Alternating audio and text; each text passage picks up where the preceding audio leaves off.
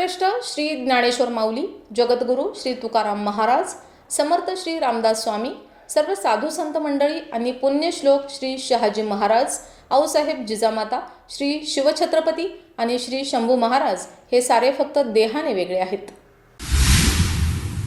म्हणून त्यांचं काळीज वेगळं आहे. बाकी त्या काळजातील पोटतिडीक, देवादेशाधर्माबद्दलची भावना, चित्त, वृत्ती, प्रकृती सारं काही एकच हे ज्याला कळलं त्याला भारत मातेचा लाखो वर्षांचा इतिहास कळला.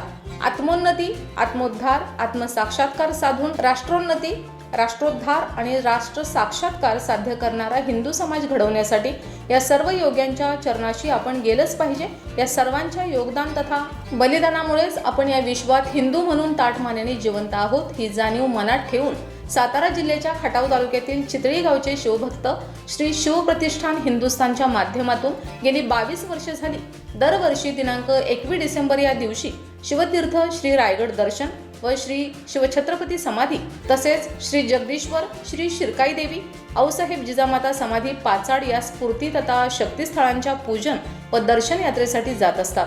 यावर्षी संपूर्ण खटाव तालुक्यातील शिवभक्तांना तसे आव्हान करून खटाव तालुक्याच्या वतीने दिनांक 20 डिसेंबर 2023 रोजी सकाळी आपापल्या गावातून निघून रायगडकडे रवाना झाले.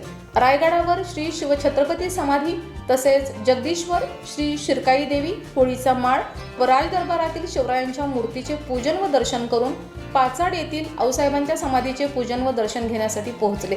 तेथून शौर्यभूमी श्री प्रतापगडावरील भवानी मातेस खाना नारळाची ओटी अर्पण करून व दर्शन घेऊन सामूहिक दर्शन यात्रेचा समारोप करून अत्यंत उत्साहाने व समाधानाने आपापल्या गावी परतले. खटाव तालुक्यातून यावर्षी चितळी, निमसोड, वडूज या गावातून मिळून अनेक शिवभक्त मोठ्या उत्साहात सामील झाले होते. महेश पवार, 7 स्टार न्यूज, विटा.